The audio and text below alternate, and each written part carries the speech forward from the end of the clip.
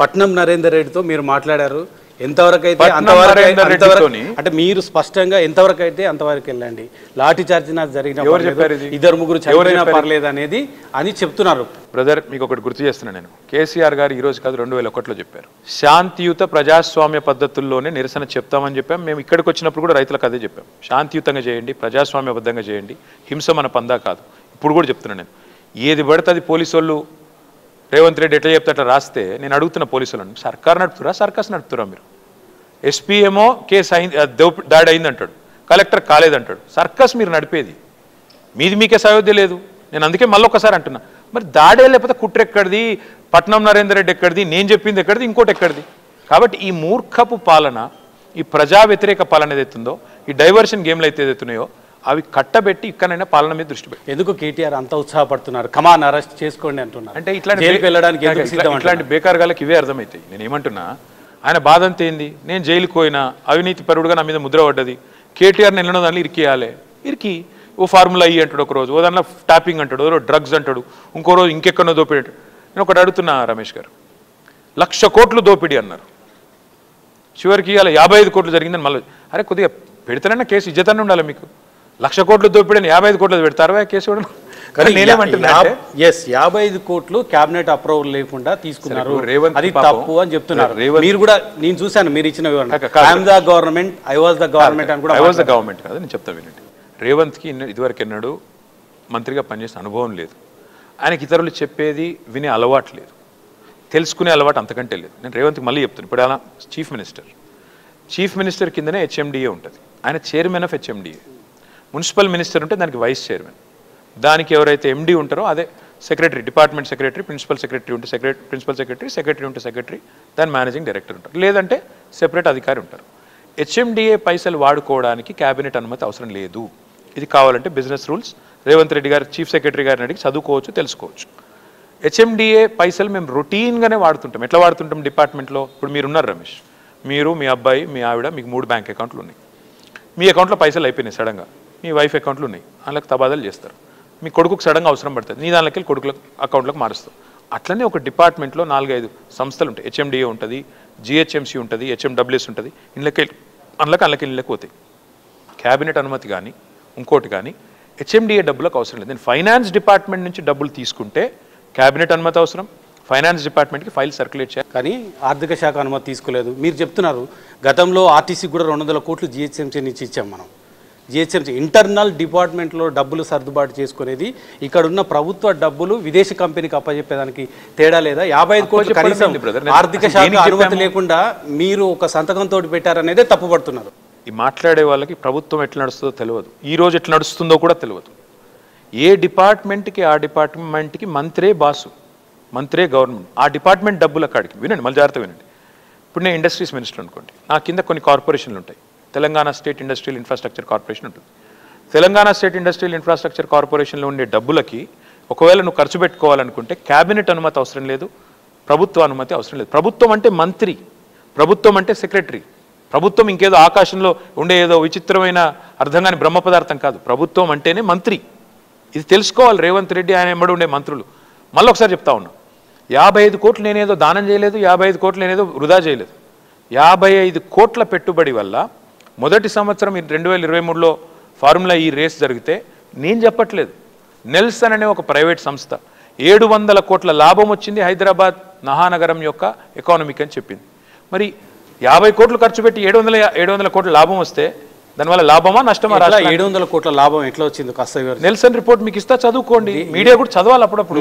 నేనేమంటున్నా, 700 కోట్ల లాభం అంటే ప్రభుత్వానికి వచ్చిందా, లేకపోతే ప్రభుత్వ కార్యకలాపాలు ఈ రేస్ సందర్భంగా నిర్వహించిన యాక్టివిటీకి వచ్చిందా? ఎట్లా? మొత్తంగా హైదరాబాద్ యొక్క ఎకానమీకి, తెలంగాణ ఎకానమీకి జరిగిన బెనిఫిట్ 700 కోట్లు. ఎట్లా చెప్తాను. మేము రేస్ ఒకటే కండక్ట్ చేయలేదు.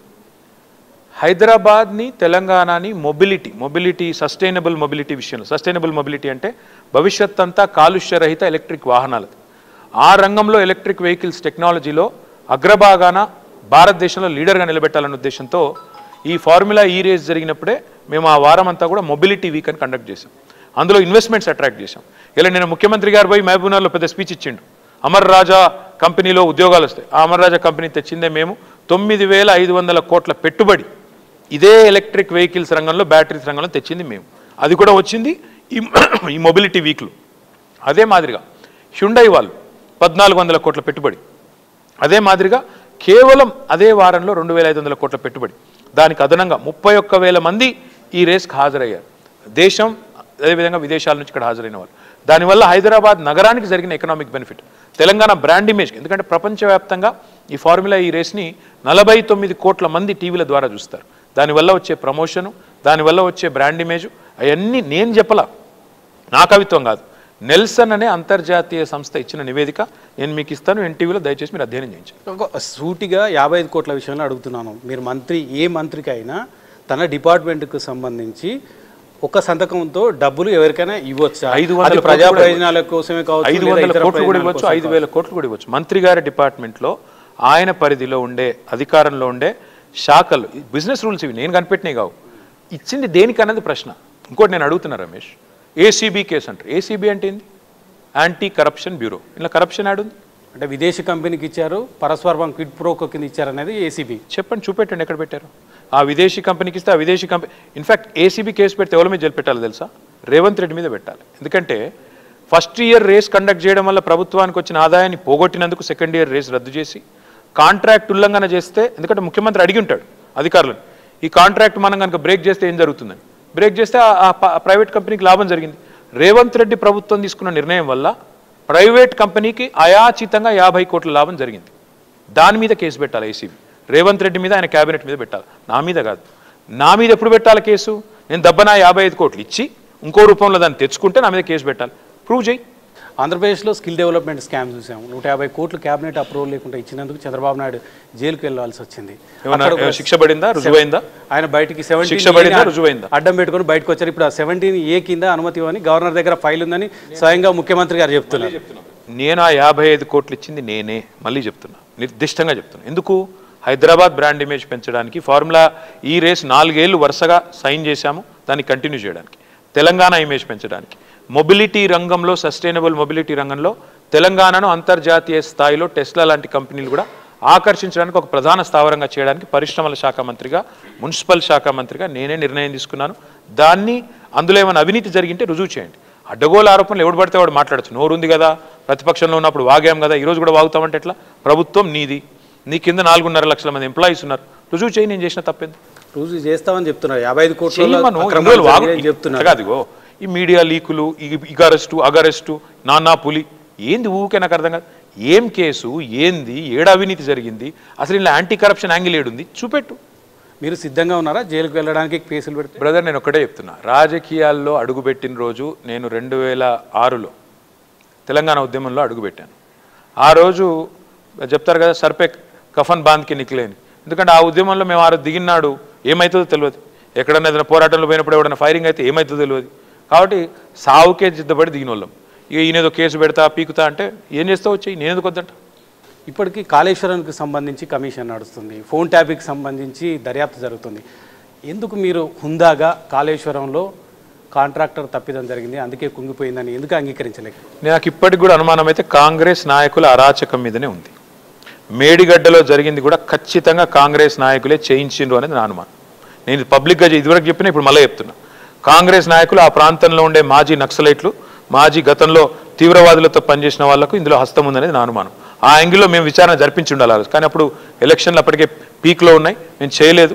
ఈ ప్రభుత్వం అన్నా చేస్తుందేమో చూద్దాం. అంటే బాంబులు పెట్టి పెంచారనా? 100% చెప్తున్నా, ఏదో చేశారు. ఎందుకంటే 28 లక్షల క్యూసెక్కుల ఫ్లడ్ తట్టుకున్న మేడిగడ్డ, 28 లక్షలు 2022లో తట్టుకున్న మేడిగడ్డ ఏ ఫ్లడ్ లేనప్పుడు అక్టోబర్లో సడన్గా ఎందుకు కుంగిపోతుంది బ్రదర్? చెప్పాలా మరి? ఇంజనీర్లు చెప్పాలా? నడుపుతున్న ప్రభుత్వాన్ని నడుపుతున్న డ్యామ్ సేఫ్టీ అథారిటీకి సంబంధించిన వాళ్ళు కూడా ఇప్పటికీ చాలాసార్లు చూశారు. వాళ్ళు కూడా ఒక నివేదిక కూడా వాళ్ళు తయారు చేసి, దయచేసి మీరు ఏమంటున్నారంటే వాళ్ళు చూడలేదు, వచ్చారు, పైనుంచి చూశారు, వెళ్ళిపోయారు అంతే. బీజేపీ ఆఫీస్లో తయారు చేసిన రిపోర్ట్ను వదిలేరు, మీడియాకు ఫస్ట్ వదిలేరు, తర్వాత రాష్ట్ర ప్రభుత్వానికి పంపించారు. నేనేమంటున్నా, ఈ సంస్థలన్నీ ఎట్లా నడుస్తున్నాయో దేశం అంతా చూస్తుంది. అది ఎన్డీఎస్ఏ రిపోర్ట్ కాదు, ఎన్డీఏ రిపోర్టే. అందులో సిగ్గుపడేదేం లేదు, బాధపడేదేం లేదు. ముమ్మాటికి బీజేపీ ఆఫీస్లో వడ్డిచ్చిన ఒక రిపోర్ట్ అది. నేను కుల్లా చెప్తున్నా బ్రదర్. నర్మదా డ్యామ్లో, గుజరాత్లో, అక్కడ కూడా నేను కావాలంటే నీకు ప్రూఫ్ ఇస్తా. నర్మదా డ్యాంలో ఇదే రకమైన ఇన్సిడెంట్ జరిగింది. ఎందుకో పోలే ఎన్డీఎస్ఏ. అక్కడ మార్బీలో డ్యామ్ పడిపోయి బ్రిడ్జ్ పడిపోయి 140 మంది చచ్చిపోయింది. ఎందుకో పోలే ఎన్డీఎస్ఏ. బీహార్లో 3 రోజులకు ఒక బ్రిడ్జ్ కూలుతుంది. ఎందుకో పోదు ఎన్డీఎస్ఏ. అంటే ఎన్డీఏ పాలిత రాష్ట్రాల్లో ఎన్డీఎస్ఏ పోదు, ఎన్డీఏ ఎక్కడైతే లేదో ఎన్డీఎస్ఏ వస్తుంది. ఈ సింపుల్ సూత్రం. ఓకే, అక్రమ కేసులకు సంబంధించి కాంగ్రెస్ పార్టీ ఒక వాదన వినిపిస్తుంది. మీరు గతంలో జన్వాడ ఫామ్ హౌస్ అప్పుడు రేవంత్ రెడ్డి అరెస్ట్ కానీ ఆ తర్వాత బీజేపీ పార్టీకి సంబంధించిన నేతలు మీ ఎమ్మెల్యేలను కొనుగోలు చేయడానికి ప్రయత్నం చేశారు. ఆ రోజు పెట్టిన కేసులను కానీ ఈ సందర్భంలో ఇప్పటికి కూడా నిజాలు నిగ్గు తేల్చలేకపోయినారు. ఏది కూడా బిఎల్ సంతోష్ హస్తం ఉందని చెప్పారు, బీజేపీ నేతల హస్తం ఉందని చెప్పారు, అది నిగ్గు తేల్చలేకపోయారని చెప్తున్నారు. అక్రమ కేసులకు బ్రాండ్ అంబాసిడర్ బీఆర్ఎస్ పార్టీ అని చెప్తున్నారు. అక్రమం ఎట్లా అవుతుంది బ్రదర్? ఇప్పుడు నేను మీ ఇంటి మీదకి వచ్చి నేను డ్రోన్ ఎగరేస్తాను, అది సక్రమం అవుతుందా? మీ ఇంట్లోకి పోయి ప్రైవసీలోకి దూరుతాను, అది సక్రమం అవుతుందా? అదే మాదిరిగా బిఎల్ సంతోష్ గారి టీం వచ్చి ఇక్కడ మా ఎమ్మెల్యేలను కొనుగోలు చేసే ప్రయత్నం చేస్తే అది సక్రమం అవుతుందా? అక్రమ కేసు ఎట్లా అవుతుంది? నాకు అర్థం కాదు. కేసులు ఈ దేశంలో విచారణ చాలా కాలం పడుతుంది. కసబ్ అనేవాడు కెమెరాల సాక్షిగా దొరికిపోయాడు, ప్రజలను చంపుతూ 4 ఏళ్ళు పట్టింది వాడి ఉరిశిక్ష చేయడానికి. కాబట్టి దేశంలో జ్యుడిషియరీ అక్కడ జ్యుడిషియల్ ప్రాసెస్ ప్రజాస్వామ్యబద్ధంగా అందరికీ ఆవాజ్ ఉండాలి కాబట్టి, వాయిస్ ఉండాలి కాబట్టి టైం పడుతుంది కావచ్చు. కానీ ఎప్పటికైనా న్యాయస్థానాలు ఫైనల్గా దోషులను వదిలిపెట్టవని నా నమ్మకం.